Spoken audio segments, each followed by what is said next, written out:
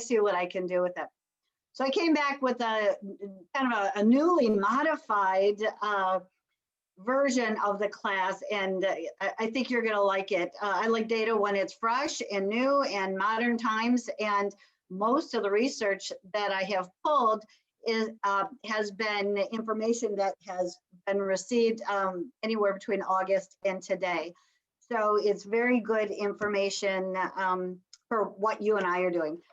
So just before I go ahead and share my screen and start the class, can I just have a wave of how many of you have worked from home during this COVID situation? Okay, so majority of the people that I'm seeing right now are waving. So I say that because a lot of the information is going to be relating to people that are working also from home. I'm a very relaxed speaker. If you've ever been to any of my classes, you know I suggest if you've got a quiet background, feel free to keep your mic open. If you have a question, put it out there. If you have a comment or a story, add to it. So, you know, I wouldn't hesitate to answer any questions. If you don't want to put it out there here, you can certainly put it in the chat room. So let me go ahead and just begin by sharing my screen and talk about before COVID. So here we are, 2018. I'm gathering all this information to support Karen's request. And it came out that there was roughly 23% of employees that were burnt out nearly every time, right? Every day. And there were some others that were reporting moderate in and out exposure to what they would consider possible burnout. And that's the target that we were looking at. And then all of a sudden, right, everybody's overwhelmed. And it, you know, seldom do you find people that go, no, I'm really adjusting really well. Coronavirus came out, I don't know, March 10th is the day I remember, because I lost 100% of all my contracts because I was a face-to-face classroom trainer and everything changed. And I wasn't the only one that in my world tipped upside down. Many of you went through the same thing. You know, all of a sudden, you know, I think back to where we were a year ago, and I've always been dotted line to an HR department typically, and you know, where we were a year ago, we still had people asking for work-life balance and work from home, and you know, sorry, I lost my work from home, and companies were trying to figure this out, like how do we work from home with a lot of the jobs that they were having. You know, guys, my screen just changed on me, and I don't want to do that.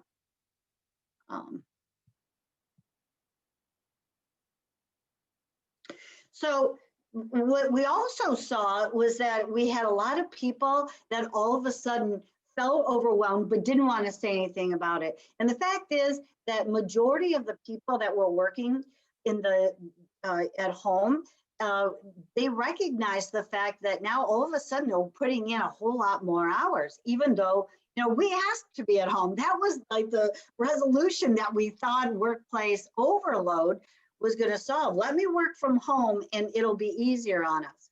Well, we kind of had that honeymoon stage, the first 2 or 3 weeks, where many of us worked from home, and we thought, well, this isn't bad. I don't have to fight all the traffic on the way to work.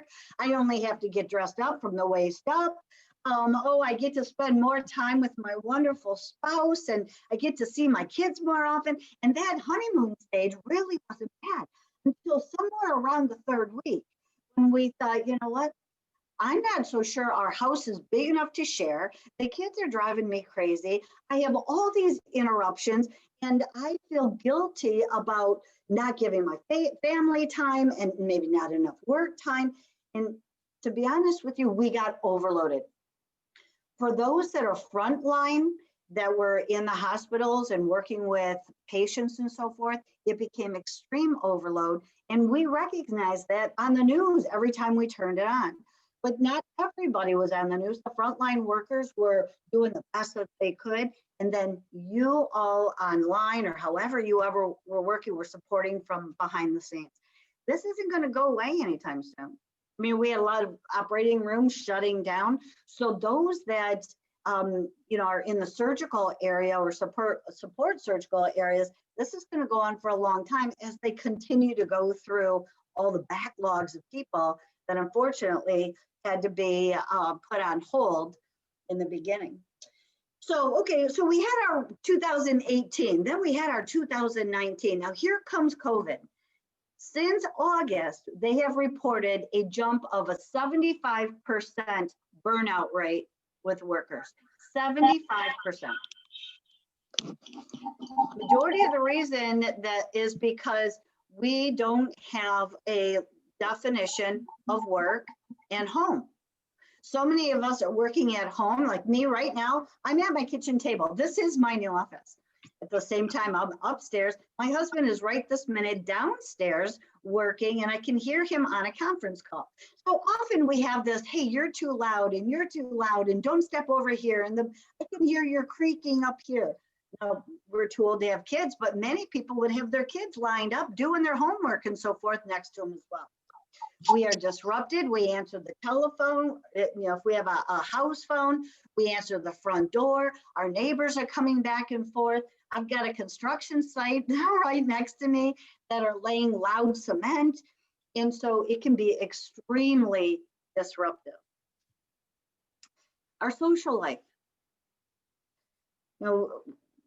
Typically and medically, if we go to the doctor, one of the things that medical results, testing results, what they don't come up with is a measurement of your social life. And they just kind of felt like, well, that was kind of hands off. That's not really an area, we can tell about your blood work, we can tell about certain things, but until you get to a point where maybe you're on the borderline of depression, social life typically is not brought up in a medical diagnosis. And what they have come to find out is it's not, because many of us went on Zoom like you and I are right now, and everything was Zoom or online, FaceTime and so forth. But they've come up with this, the social life that we are really dependent upon is our day-to-day, face-to-face social life. And without that, we do feel like we have taken on a little bit more stress and maybe have become a little bit more depressed. I was also interested to find out physically what happens to us during these times. Now, majority, 75% of people are stressed, and stress typically was brought on by one of two factors. It's either work or money. Those are typically the things that we stress about. Well, now we have work, money, work from home, loss of job, loss of wage, imbalance in our home. So sometimes you have one worker in the home who's got so much work, there's not enough hours in the day, and the other one's kind of doing walks up and around trying to figure out what their purpose is. And so now you have an imbalance with you're working that hard, don't complain to me, I don't have anything to do. And we had all of our routines in order, and now they're kind of in shambles. And this brings on high anxiety and stress. That high anxiety and that stress does affect us physically. What they have shown is that our brains actually change during this time. So when we hang on to that anxiety and that stress, what will typically happen is that our insides get inflamed, and the hippocampus in our brain is also part that also inflames. So it's not your imagination if you're feeling overwhelmed and that it's affecting you, and it affects your moods, and it does. Now, the good part is the brain is very elastic. So it's not like it's not going to return to its healthy state if we work with it. Sometimes right now you can find people that say, I don't feel as sharp as I was. I'm working every day. I'm on Zoom every day. I'm doing what I'm supposed to be doing. But that lack of social face-to-face, on top of the fact that I have anxiety and I'm feeling extremely stressed, what comes out of that can also be some forgetfulness. So you might see a little bit of that in your behavior right now too. They did a study non-medical study, 600 workers of all different types of workers, right? Different age groups, different income levels, different education levels. They just grabbed 600 workers. And they said, we want to see what this study is for 6 months. So from February till August, they wanted to find out what's COVID doing and how is it affecting them as far as like what age group has become most vulnerable. And you'll notice here that I have included 3 age groups, starting with the baby boomers. I'm a boomer. So I got to tell you, baby boomers are probably the least likely to hang on to the stress and anxiety right now. And the reason that we are is, number one, we have less to lose. We're probably more stable in our life. Yeah, financially, we took a hit. I did too. But we have our houses by then. We have some sort of a nest egg. Doesn't have to be too big, but we can, adjust ourselves. We don't worry typically about ourselves as much as we worry about our kids and maybe our grandkids and other people. So we have been able to handle this crisis, and I'm talking about the pandemic, on top of the adjustment for work and so forth, because we've also been through a lot. And so this, though the pandemic is a new type, we have been through stressful situations and we have come out of it. So for baby boomers, we are typically okay. Now we're going to get to Gen X. You guys may know Gen X because they also call Gen X the sandwich generation, right? They are stuck right between their mom and dad and their kids. How are Gen X doing during this time? Well, actually, they're pretty good too. Gen X is typically taking care of their student loans already. Most people in a population, which is age 40 to 55, are already homeowners. They have settled in. They have typically completed their families. So they already have their children. They may be young, but they have already had their family. So they too are okay. The population that is the most critical, the most vulnerable, and which are getting most of the attention right now are the millennials. And millennials, just as a reminder, is an age group between 27 and 40 years old.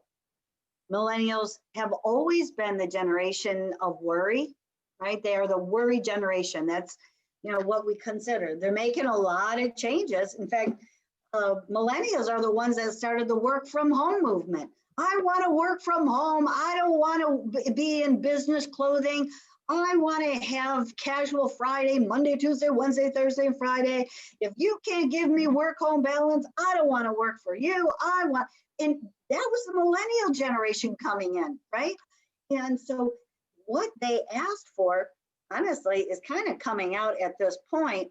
But what they didn't ask for is the upset in the financial world, because most millennials have not paid off their school loans if they have one. They likely have not purchased their first home, and they are the generation of building a family. So now all of a sudden, if they had a plan of, I want to get married, have 3, 4 kids, well, now all of a sudden they're scared to death, because what if I can never pay off my loan, or what if I never find that job? And so millennials are the ones that we are most concerned about. A quarter of millennials have considered suicide, and that's a big deal, just in the last 30 days. And we also know that a quarter had admitted using substance over and above what they normally would, just to calm them down. And what they're concerned about is, they're worried about medicine. Are we going to have enough medicine? Do we have all the what it takes to get through this pandemic? What about my finances? Will I ever be able to get on my feet? If they were still living with their parents, they're worried they're never going to get out of the basement. And their parents are probably worried about that too. So what's that long term? What's the worry about the long term? Where myself, as being a boomer, we pretty much can digest long term and short term. A millennial doesn't. They see everything as lasting a much longer time, because they That's what they worry about. So we're very concerned about the millennial age group. Okay, so we also found out that depression alone, just since August, we're only in the beginning of November, since August has grown 102% with an average workforce. Okay, now let's go to front line healthcare workers, right? Now let's bring it into your backyard. 102% of depression has grown with the general workforce, but we also have an extremely higher number, 52%, even higher, of healthcare workers, right? Based on the fact of the COVID cases, extreme workloads, heavy turnover, and for a lot of reasons we have these turnovers. Maybe a turnover, based on the fact that their family situation is such that they have to give up time at work because now they have kids at home, or however the situation is. So, there's a lot of reasons, but the frontline healthcare workers have now been pushed to a limit that we have never seen before. So what do we do to support so many people that are working from home? And I look at frontline healthcare workers, and even myself during this epidemic time, and not recently, but several months ago, when I wasn't feeling well, I called my doctor and she says, our office is closed. Everything is done online now. I will even see you online. I'm like, how are you supposed to diagnose me online? She goes, we'll figure it out. And she did. So how do we support each other and this new method of doing business that we have not, we're getting better at, but there's still a lack of trust in it? Well, number one, our boundaries have been messed with. We had boundaries. We built boundaries. We built routines. We were told they were healthy. So we built great routines for ourselves, with our family, with our children, and then everything started crossing over. The first thing we got to do is go back to basics. We got to rebuild our boundaries. I keep my laptop on the kitchen table. I mean, I kind of organize it at the end of the night, make it look like a dining room again. But quite honestly, when I come downstairs with my coffee in the morning, the first thing I do is sit down and open my laptop. Back when I worked in an office, I had to wait till 8 o'clock or 8:30 to open my laptop, right? Because that's the time I got into work. So my boundary has now changed. To be healthy, I have to go back to that. Make work and make home separate.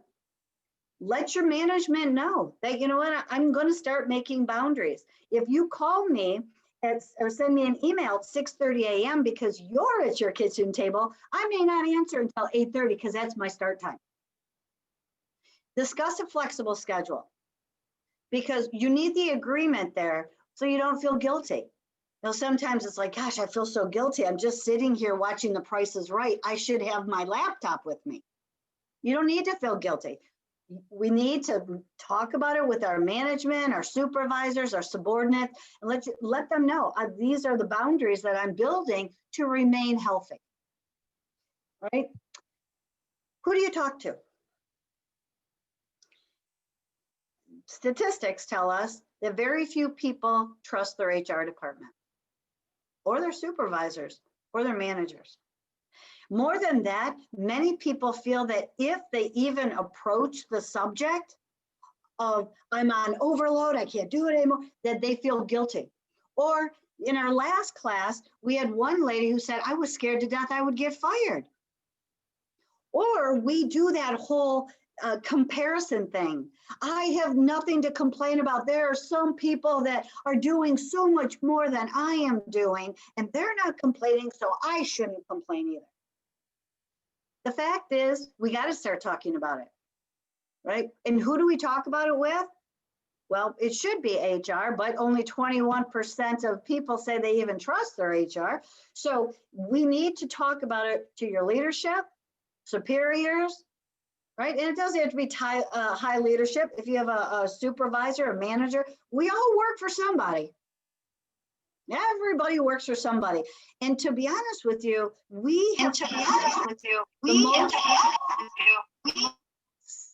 most important, more important than your family doctor, is your immediate supervisor when it comes to mental health and work overload. More important than your family doctor is your supervisor. So being able to talk about it, talk to your leadership, ask them to support this. This is not just you. Remember what this is. This is 103% of the average workforce who have depression. And if you're in the front line, it's 50% higher than that. So this is a majority, 75% of people who are suffering. So you have to be able to approach, and managers, supervisors, leaderships, people on this call, if they are afraid, if your workforce is afraid to come to you, maybe you're the one that reaches out to them. Maybe you pull them aside and have that 10-minute conversation. How are you doing through all of this? Ask the question. Get to know what people are going through. What is burnout? If you look at it as very basic, burnout is a special stress relationship between your job and you. It's one that makes you so exhausted, right? You're mentally and physically exhausted. Sometimes it leads to depression, sometimes not, right? But we know that it leads to poor physical and mental health. 18% of managers without the pandemic were on overload. 63% of the average worker stated that their job put them into a workplace burnout. 63%. And because of that, they engaged in unhealthy behaviors just to ward off the stress that they were managing. And majority of the people would say in 2017, and this was before the pandemic, that was workload getting them that way. Now remember where we are now. Workload used to be just work. Now workload is managing your house while you're managing your work. Also, statistics tell us that typically when it comes to our life, work will interfere with your family, but seldom will your family interfere with work. And that says a lot, right? Because the last thing we want to do is interfere in our family. All right, who's mostly burned out? Well, those on this call, you are right up there. Nurses and social workers and your type A heavy hitters. So if you have, and we all have these people, our go-to people, right? Everybody has them where they work. It's that one person that no matter what you need, you can go to them and they will perform and they won't disappoint. And they'll stay up all night long to give you what you need 12 hours before you need it. And you go to them a lot and you lean on them a lot. And those type A personalities, they like it a lot. I can be a type A personality. I can relate to this. But here's what happens in the situation that we've got now, where we have majority of our workforce who is feeling stressed, overworked. We feel that we don't have boundaries, that we are supposed to be the superhuman person that is taking care of our house and our meals and our spouses and our families. And we had that before, but at least we had division. Now it's just all mixed up. We have a bucket. We all have this bucket. And the title of the bucket is me, right? And all our stuff goes in there. And we used to be able to identify ourselves as a worker, a mom, or a spouse, or whatever. Now we have this bucket. And for a type A personality, in the event we don't reach our daily goals, our work goals, our home goals, when we don't reach those goals, we think it's a reflection on us. We take it personal. And where does it hit? It hits our self-esteem, right? So look at the people, look at your own personality and say, there's two kinds of people. They're the kind of people that always want to be first, right? I want to be first. I want to get to the finish line first. And then there's the other set of people that say, hey, I'm going to get it done. I may not be first, but I won't be last. And that's okay too. There's no right or wrong or better or worse. It's just the way we do our jobs. But those type A heavy hitters who want to be first, even when it doesn't matter, right now, typically are the most burnt out of our workforce. Probably obvious why nurses are in that high number of burnout, most often due to your workload, right? And right now we have extreme workloads. If you're frontline in the hospitals working through this pandemic, you not only have your workload at work, but you come home, maybe you have found that now you have to change in the garage, adding to your home workload as well. Oftentimes staff, problems with staff, personality clashes, lack of urgency, all this feeds into why you are super stressed. Social workers, well, the first thing is that the compassion fatigue, right? How many people can you help? How many people can one person take care of? Inadequate supervision, again, another high turnover area. So you see some understaffing. Maybe it's changed because now many of you social workers are online and working through your patient listing with as many people as you have online. Change of behavior also causes stress and anxiety. I want to do a real simple test. Most of you, hopefully you have a pen and paper there. And I'm going to ask a question, and I want you to just write down the number. If you're saying, nope, not at all, I have absolutely no stress, then I want you to put a 1. If rarely you have stress, but you got a little bit here and there, it's a 2. Sometimes I'm stressed, 3, often 4, and very often I'm stressed. So that whatever number you answer, just put it down. At the end, you're just going to add your numbers, and I want to see where you are. We won't expose the final product, by the way. This is very personal. I just want you to find where you are in this personal survey. So I feel run down and drained of physical or emotional energy. 1, not at all. 5, very often.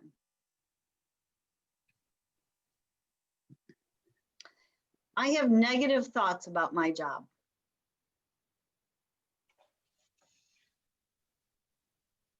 I am harder and less sympathetic with people than perhaps they deserve.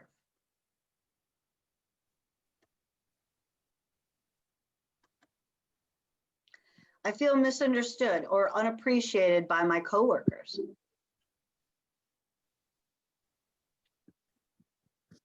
I feel like I have no one to talk to.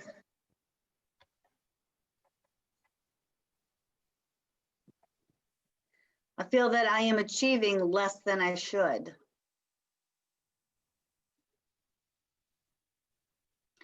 I feel under an unpleasant level of pressure to succeed.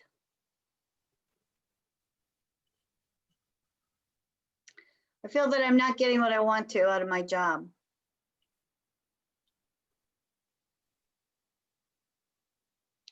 I feel that I'm in the wrong organization or maybe the wrong profession.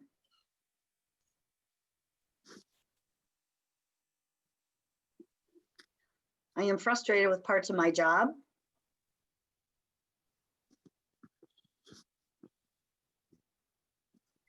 I feel that organizational politics or bureaucracy frustrates my ability to do a good job.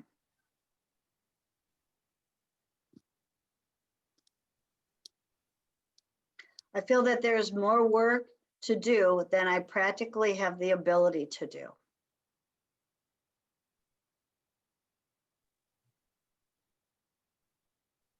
I feel that I do not have time to do many of the things that are important to do a good quality job.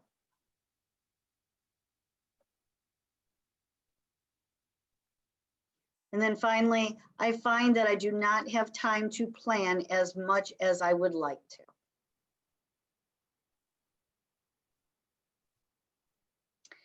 So if you can just add up your scores.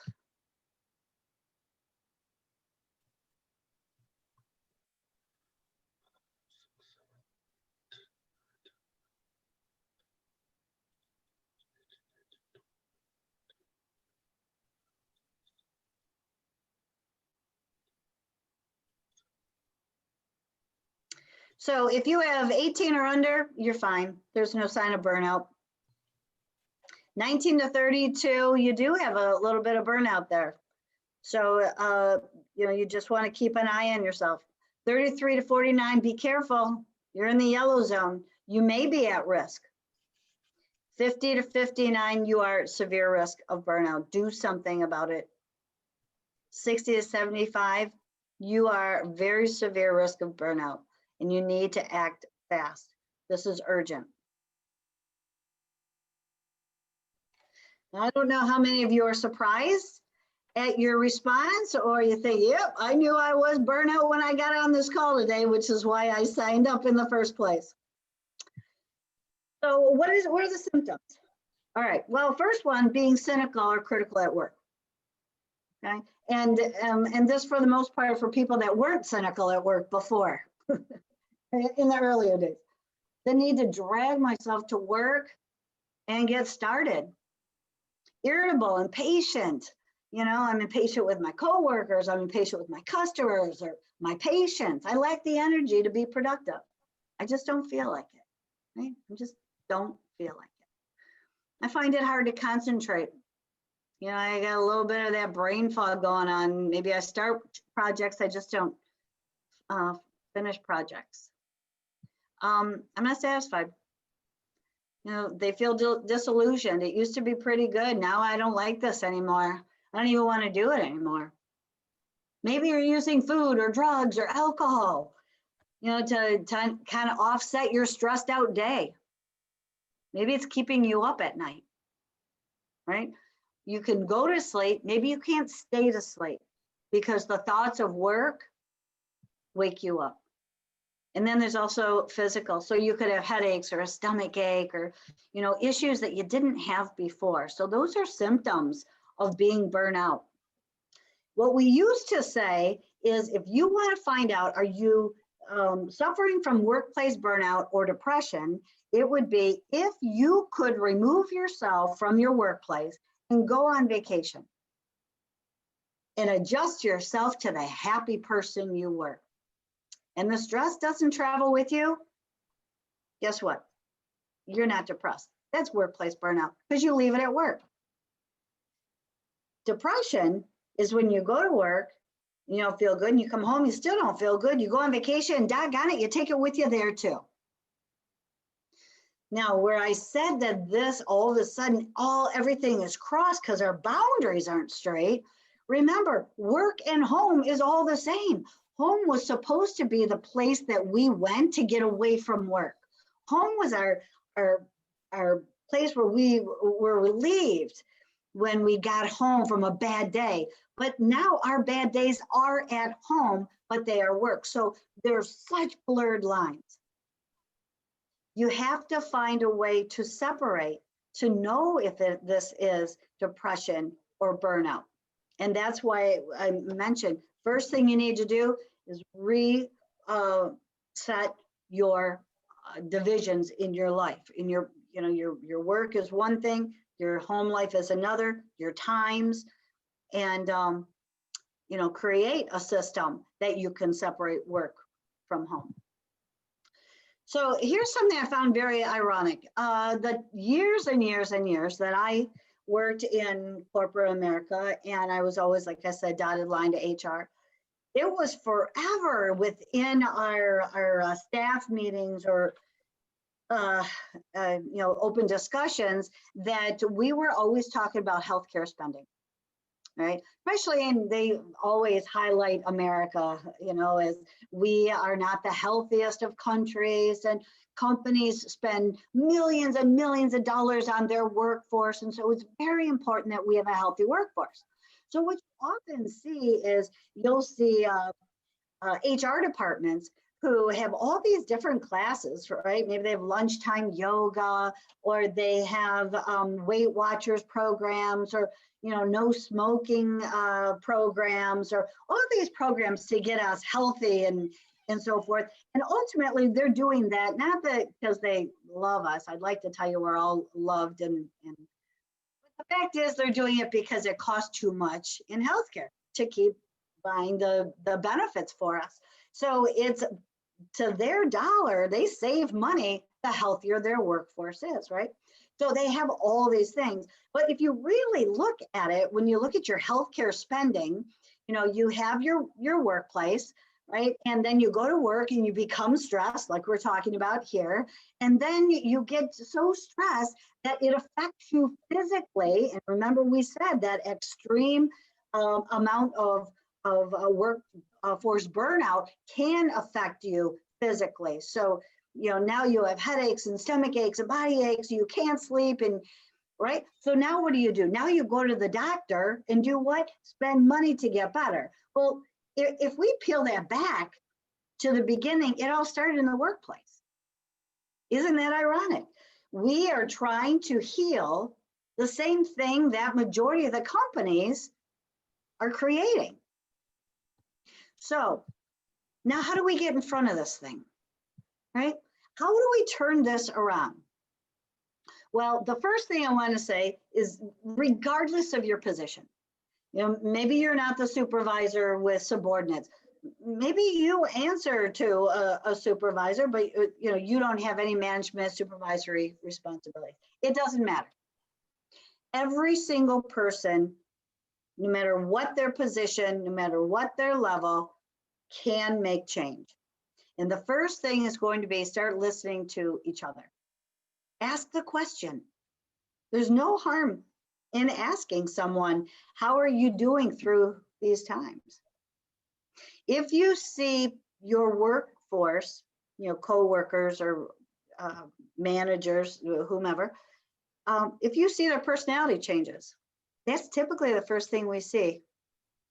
The character that they once had is no longer there. Train managers and supervisors to ask their staff regularly, not once, every Monday, if that's what it takes. Ask them, how are you guys doing at home? For those of you with kids, tell me, how are you settling in? How do you run the classroom and your office and, talk about it? People learn a lot from each other when they start finding out that they have so many things in common. Develop opportunities. So go to your HR, and we typically will point back to the HR department. They have the budget to develop programs for this exact thing. Most managers, unfortunately, in all industries, are not well trained on workplace stress. They're well trained on a lot of other things, corporate ethics and communication and that kind of stuff. But when it comes to really identifying workplace stress, if it were myself and I was leading a corporation right now, I would make it a mandatory class that everyone had to go through a 30, 45-minute workplace stress evaluation. What's the outcome if you don't? Well, everybody's suffering from high turnover right now. Everybody is. I don't think there's a place right now that can say, no, we are at our max. We're all looking for good people. And once we have good people, we have to treat them well. Otherwise, we're going to lose them because every other company is looking for good people too. Get your people together and start them talking. What are they feeling? What are they seeing? There's no guilt in it. Managers, open up the conversation and say, come to me and talk to me if you're having any type of issues. You don't have to feel guilty. This is a difficult time and you can't dress it up, right? So if you can open up and create honest, and here I'm going to say trustworthy relationships, and that's what it is. People don't go to HR because they don't trust them. What if I say something and you write it down, put it in my HR file, and it goes against me, right? That lack of trust is what's holding people back from talking. So we need to get to the bottom of this, but especially if we're working from home, we're not in front of our supervisors every day now. So you're going to have to reach out, right? Reach out to the people. And if you're still doing online, you're not doing face-to-face, maybe you say, listen, we're going to take the first 10 minutes of every day. We're going to talk about this. How are you? What's going on? It doesn't have to be just conversation about work. Tell me how you're managing all this within your own home. Let them have someone to talk to, right? So the better relationships we build, the more honest communication, the more your team trusts you and each other, the easier this is going to be to deal with this. So we have to be careful with depression. I mean, we do have to, depression is one of the things that's going to be on the outcome of this epidemic and the isolation that we have seen. Depression within our healthcare workforce is huge. We know that we have to stay active. That's all part of it, right? The first step of identifying depression is finding someone who is withdrawn and socially isolated. Believe it or not, because many of you know I'm a dementia practitioner. The first step of identifying depression and then dementia is isolation. And the first step in caregiver burnout is isolation. And the first step of workplace burnout is also isolation. All right, now we know how important isolation is. What do we need to move on? We got to get social. That's what we're missing. We are human beings, we're social creatures, the way we're wired. And what is social? Social is only built on relationships. How are relationships built? Well, the very, very, very beginning of every relationship you've ever had, all you started with was a conversation. A simple conversation. Chances are even the relationship you have with your partner, your mate, your spouse, that's how it started. It started many times with an awkward first conversation. And a conversation, that means you say something, then I respond, then you say something, and I respond. That is the very basic of a relationship. So one other thing that we can do to replace or to respond to workplace burnout is start encouraging relationships.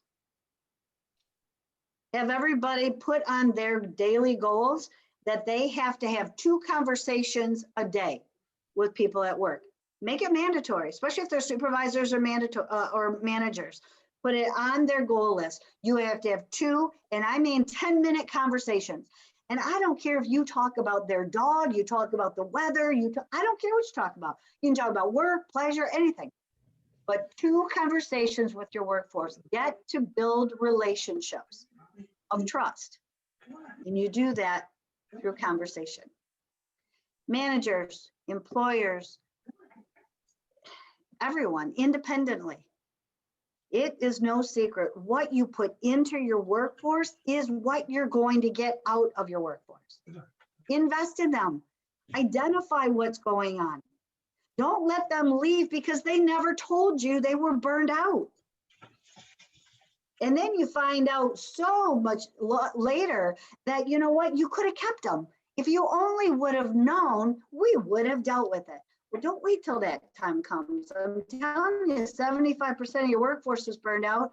Address it on a regular basis so that at the end, what they will remember, they may not remember every bit about the pandemic.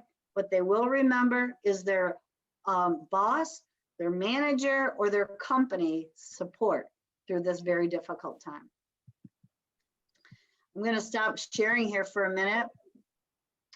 And I'm going to say, if you feel like it, open your mics. Do you have any questions or suggestions or comments on anything that we just went over? I think administrators and HR need to hear this. They do. Absolutely, they do. Mm-hmm. Please feel free to give them my information. I think these are, and like I said, this isn't just the United States. It's not just healthcare workers. We have got a pandemic all by itself of workplace burnout, in addition to all the other things people are balancing. But it's dangerous.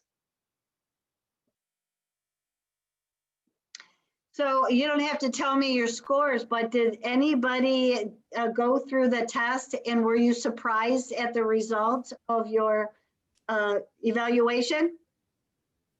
You knew you were burned out when you started? Yeah, I knew I was burned out, but that's why I signed up. Well, do something. Here's another thing. It's keeping yourself healthy because we have a responsibility on top of everything else to manage our own self. And when we say keep social, do the best you possibly can with what you have. I mean, I live in a small condo community, very small. I mean, there's only 20 of us. And we do get together and do gatherings outside. It's nice. So they only last an hour and a half. It's a really good, fun hour and a half. If you can, try and get that face to face. I know it's a stay safe and wear a mask and social distance, and I got all that, but don't stay in the house. For the first couple of weeks, I know so many people that didn't leave their house, had their groceries brought to the door, opened the door, snuck their groceries in, bleached them all, didn't see a human being for the first month. And the next thing you know, they're at the doctor's office. Why? Because I don't feel good. No, you don't feel good. You've been in the dark for a month. That's not what we're accustomed to. It's also good to give yourself 15 minutes of energy a day. I gotta tell you what my pandemic 15 minutes of energy, and I'm gonna turn it around so maybe you can see it. Do you see the blank here? Do you see that? So that's what I did because I'm not ever going to be a long distance runner, and I'm never going to be in a marathon of any type. But I also know that I need to do something right here in this little dining room because I can't go downstairs. Bill's downstairs. I don't want to be in my bedroom. I'll likely take a nap. So I got to stay right here and find 15 minutes of energy. So I bought that and put it in the corner, and that's part of my routine now. It has to be. The gyms weren't open and there wasn't much we could do. So, we got to take it upon ourselves to somehow fill that kind of stuff in. And those endorphins in our head, they're also going to help offset those hippocampus issues that I mentioned to you earlier. Any other comments or questions? Jill, I was going to just say that I was a massage therapist for 25 years. And one of the things that I did to help reduce my stress it takes like 10 minutes. If any of you have golf balls, just taking a golf ball and putting in the palm of your hand with just a drop of coconut oil or some oil and just rubbing it throughout the entire part of your palm for less than 10 minutes, even within 10 minutes while you're watching TV, sitting at the computer, it's amazing just to help. It'll start from the head and it goes all the way down your shoulders. And within minutes, you can just feel some of that stress relief. It's such a great, great tip. Wow. Thank you. I have plenty of golf balls. That'd be wonderful. I'm going to try that. Thank you, Amanda. Yeah, Anyone thank else? you. You're welcome. Thank you everyone for attending. I'm so excited to see everyone here. That's nice. Thank you. Well, I'll tell you what. This was very important. Go ahead. This was very important. Yeah, thank you. I like the subject too. And I like the data that's so new, from February until now, because nothing I delivered last year on this subject matters anymore. It's just old data. You wouldn't think 2 years would make such a big difference, but it has. And I think too, I work in a nursing home, and I think those of the social workers that work in nursing homes, our burnout, our stress comes from watching our patients, our residents, become so isolated and lonely and looking at their family member through a pane of glass. It's, I have a lot of patients who say they feel like they're in prison. I mean, it rips at your heart. And I think that's where my burnout comes from. Yep.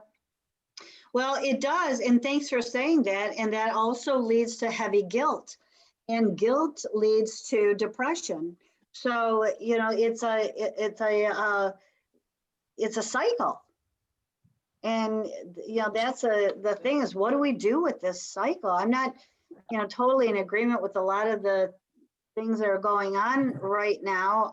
I think isolation is not the answer. I think if we could find a way, I know my own mother-in-law went through this too, and I saw her decline quickly. Within 4 months, she passed away. And, I'm not the only one that has that story. It seems to become more common and more common. I'll tell you what else comes from this. And you mentioned that you work in a senior nursing home. And oftentimes when you have work overload, and everybody's overloaded right now, right? That leads to loss of patience. And I don't mean people, I mean emotion. You lose your patience far more quickly. The response from your body when you lose your patience can come out, not on purpose, but almost borderline abuse, right? Because now you are susceptible to smarting off and maybe using a bad tone or yelling or these things that we don't mean on purpose, but we lost our patience. I was just talking with another social worker here at the nursing home, and as well as the activity director. Mhm. We're finding that we're getting frustrated and burnout with yes, we don't have the family members coming in, but it actually creates more work because we are doing Zoom meetings, calls, CMH isn't coming in anymore, so we're having to fax them things. Like Yep. we're having to do Care more conferences. work.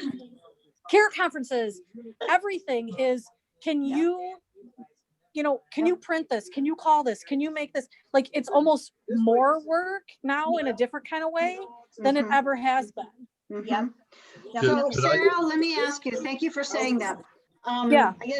I gotta tell you how hard it is to find who's talking when you have the mask on. I always look for Oh. lips that are moving, and it's like, gosh, I think her mask is going in and out. Anyway,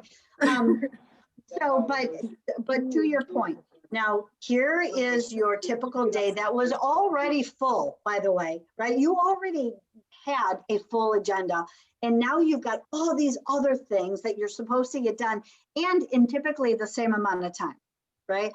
And you're supposed to keep high quality results. So it's not that you have to do them, you have to do them well. Now you don't have to just do them well. You've got families who are frustrated and angry, and Yep. you're trying to please them. So now not only do you have to do them, and you have to do them well, but you have to do them to the level that the family recognizes what's going on. So you remember when I said we have this bucket, and the bucket's title is me? And when we don't meet those impossible, by the way, many times impossible goals, we go home feeling like a failure.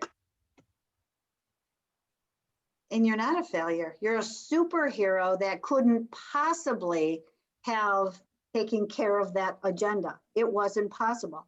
That's where you sit down with your management and you tell them, I can't do, this is where my boundary must be to take care of me. And they already know, I'm sure, that your work ethic is huge, but this is where I'm at. And I'm having a side effect, or I'm seeing it physically, or I'm not sleeping at night. You say those things to your supervisor, open up the conversation. You know what? I haven't had a full night's sleep in well over a month. I'm working on exhaustion most of the time. Write it down. And I wrote it down and I analyzed, and this is what I've come up with, manager. What are we going to do about it? And this was the conversation I had the last time I delivered this class, and the girl said, I got to that point and I thought the worst they can do is fire me. And she said, they didn't fire me. They actually reduced my hours because she had several kids at home and she didn't know what she had to take care of them and their schooling and blah, blah, blah. So I highly suggest you organize your thoughts and take it to your supervisor and have other people do that too. That's not that's not like saying, oh, I don't want to work that hard. That's saying I physically cannot or emotionally cannot. Could I make a comment about staff turnover? Of course you can. So, so my company, we provide telemedicine, teletherapy, and in the last year or so, but especially since COVID, Probably I've gone through contacting about 200 social workers to come work for us. Most of them said that they could not do it because they felt that it was too hard. And a lot of the ones, probably at least 50% or more that did come on board didn't stay very long, basically for the same reason. I don't know if you all know this or not, but Medicare and most of the other commercial health insurers that pay for social work service will not allow limited license graduates from school social work programs to work and bill. And I think this is, especially during the pandemic, this is crazy. They need to open that up, and they need people like me and maybe a lot of other social workers out there or organizations hire the limited license to come on and do this work. Well, it's definitely needed. There's no doubt about it. Yeah, I don't know a lot about the social worker profession, I guess, in what you're saying, but I know how important it is for social workers right now. And I know you're doing it online. My husband's a psychologist. He does everything online nowadays. And if anything, he is 10 hours a day, one after another, after another, after another, because let's face it, we need it. We need it. I mean, there's so many different avenues. Mike, thanks for bringing that up too. So many different avenues that this is all leading to, you know, families that are at home that now, not only I mentioned the depression, but you have relationships that are breaking up, you know, marriages that are breaking up. Oh You yeah. have all kinds of things that the outcome is severe. And I don't know how many times a week I say, boy, that person needs a therapist. I'm usually talking about myself, but no, I have one. Jill, if I could just comment just really quick. One of the things that the hospice, and this is for all of the social workers, COVID is a hospice diagnosis with a comorbidity. So you have a patient that has been tested positive for COVID, COPD, CHF, something like that. We can evaluate them for hospice services. If they get better during that time, we would sign them off services if indeed they get better. But for those nursing homes, even assisted livings that just need extra care there, the 3 days a week for an aide to come out and bathe and do those kind of things, that helps with your nursing staff. It helps with that. And with our staff coming out so often and twice a week for our nurse to start with, being able to have a nurse there that's going to look more in on those patients that are a little more critical, it helps to balance the load a lot. Yeah. And with us being able to get those patients out of the hospital quicker and same day, when social workers are stressed at that, we can certainly help with that. And that's just a suggestion with that workload. Good. Thanks, Amanda. Thank you. Okay, so we're going to wrap things up. It's a little after 3. I know a lot of people have to leave because it is during the middle of the workday here, and wrap things up at work and get back to the hustle and bustle, right? Anyway, thank you, Jill, for an outstanding presentation. You got a lot of good feedback in your chat room here. You should have received your evaluations. Please feel free to let Jill know what you thought of her presentation. She likes 4s. 4s are good. Yeah. Who doesn't like 4s? So you should have all received that. I might have missed 1 or 2. If I did, just email me and I will send that off to you immediately. And thank you for spending your afternoon with us, and we'll see you soon. And thank you, Amanda. Thank you so much. Thank you for Assured and for sponsoring today too. Have a good day, everyone. Okay. Bye-bye. Thanks, guys. Thank you. Bye-bye. Bye.